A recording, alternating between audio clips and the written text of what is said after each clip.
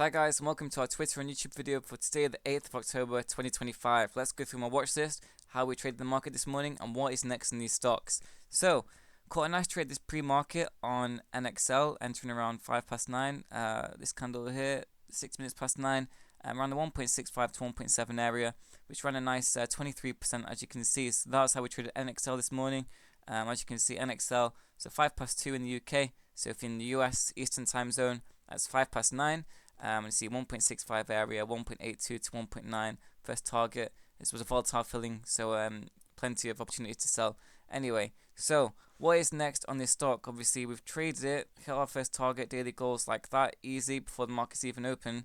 So what is next? To get rid of this falling wedge pattern against the one-day resistance before moving averages for our criteria for entry, we turn the indicators off to make it easy to see. Turn extended hours data off because that can be more easily manipulated. Hit the 5-minute time frame now, as we have more candles to use in the 5-minute, so it's more of a stronger pattern than 1 minute. So again, it's the same setup again, guys. 1 minute candle close over 1.65 for continuation on this for a move of plus 8% minimum, I would say, both on moving averages in the 5-minute and the 1 minute time frame. So I keep an eye for a day trade on this. So for the 8th of October, 1 minute candle close over 1.65, which is to push beyond by 2-3% of 1.65 for a entry and plus 8% for an first target. So that's for a day trade. Obviously, what do we need for continuation into the afternoon or for a swing? We need a 4-hour close over 1.95. It's a red candle, and this candle needs to turn green. We need to break above a resistance and close above a resistance, and that would be at 1.95. And turn my indicators on. I mean, yeah, it's just a gap up really. So a 4-hour close of 1.95 would see it continue tomorrow. Forget the rest of the day, you'll see it continue tomorrow, in my opinion. And yeah, the same on the daily. A 1-day green candle close of 1.95 would not only be a gap up from down here at 0.95, but you know, strong reclaim of the 200 EMA, which are above, but a strong reclaim of 200 MA around 1.7. So, and then obviously a strong reclaim of the strong 1-day resistance here at 1.95. So green candle close on the daily time frame above 1.95, and the 4-hour time frame, to be fair, would see it continue into tomorrow. If we lose 1.2, it's done. It's coming all the way back into 0.8, 0.9. So if we lose 1.2, it's done. And obviously, you know what to look for in day trading that. So that's NXL XTLB. We traded this one as well. So going to the 5-minute time frame, it's a falling wedge breakout against the 1-day resistance. It's a bit of a smaller first target, 5% first target. We entered more of the account though on this one. So what time do we enter on this? Must have entered around here. So 10:46. Pretty sure. So for a 5% first target. And there you go, easy, plus 8%. So going into Discord, as you can see, and that's my watch list with share limits and support and resistances that you get on a daily basis.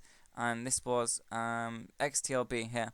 So yeah, 326 for me, which is 10:26 for those in Eastern Time Zone. So that's even further back. So it must be around here. Just this candle here. So we entered the stop loss, and this was 1.9. As you can see, stop loss 1.9. And the low from this point here was just 1.95. It never went beneath, and then we stayed in. Then it found some volume and capitalized into our first target for another green trade, which is great. So it's more of an acute falling wedge. So this one was a complete scalp. The market really wasn't strong since market open on this one, and just across the board, to be honest. So next on this, for a day trade, you need to lose 2 to find another trade on this. You want this to happen, so you need to lose 2 again for the same setup to occur, or you need to reclaim 2.5. So what I'd do is draw a falling wedge in like this.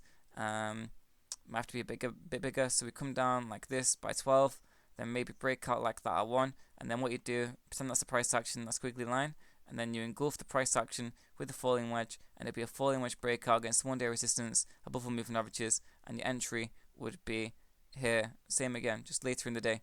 So you'd enter there, and then your first target would be around here again, 2.13 sort of area.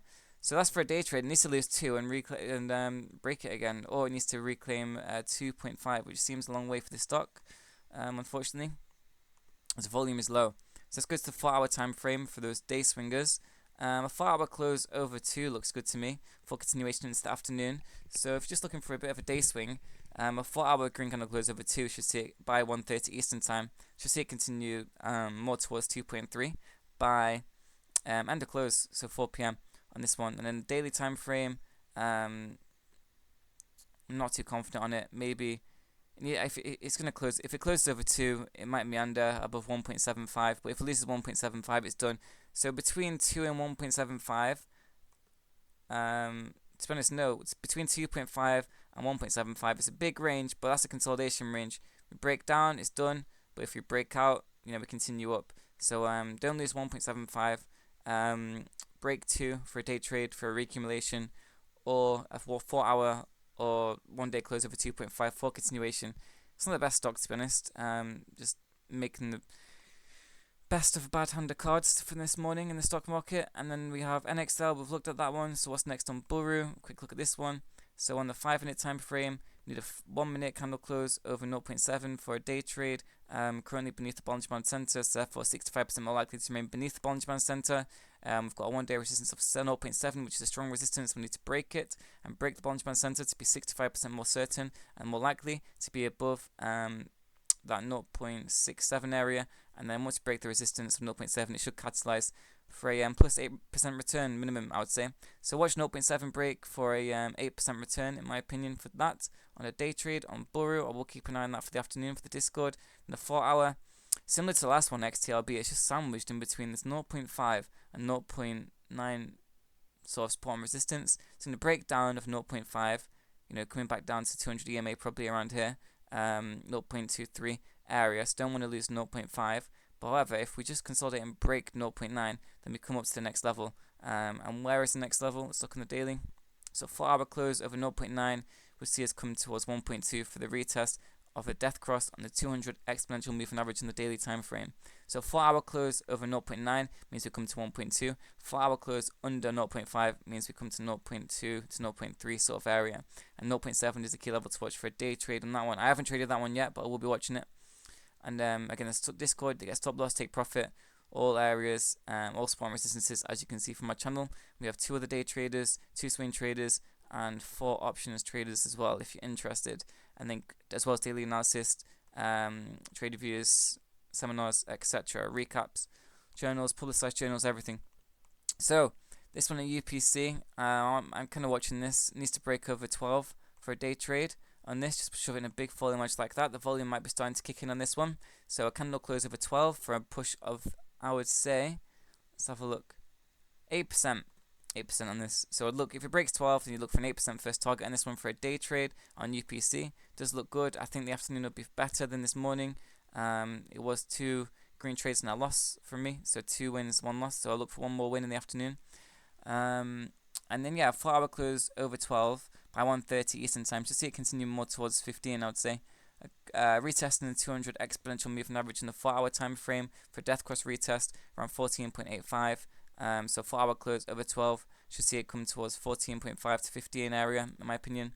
And then the daily, if we get a daily close, if we get a daily close over 12, I'm happy to see us continuing towards 16 at some point. It's reclaimed 200 EMA. I think this is 200 simple moving average. Apologies. And the 60 exponential moving average, so it's above all moving averages in the daily. The weekly might give us some more information. I do quite like this. So daily close over 12, we'll definitely see 16. The weekly looks good also. So, however, if we have a 4-hour close beneath 8.2 at any point, it's definitely coming back towards 5, 6 sort of area. So again, another key levels to watch really. 12, obviously a smaller break in the 1 and 5 minute time frame for a day trade. And a 4-hour close over 12 should see it continue more towards 15.5 to 16. 14.5 to 15 on the 4-hour. And a daily close over 12, which see it continue towards 16. So keep those targets in mind on there. And yeah, keep an eye on this one. I do quite like it. UPC. So again, 4-hour close should see it come into 200 EMA and 200 around here. And then if we can break over there or just hold around there, by the end of close, by tomorrow we're coming towards 16. I would say, on the daily candle. So focus on the 4-hour candle first and reclaiming this 200 exponential moving average, and then you can look at the daily and getting towards 16 and maybe breaking 16 and coming even higher on this. But yeah, Buru, NXL, and UPC and XTLB, not bad. So yeah, thanks for watching, guys, and catch you all soon.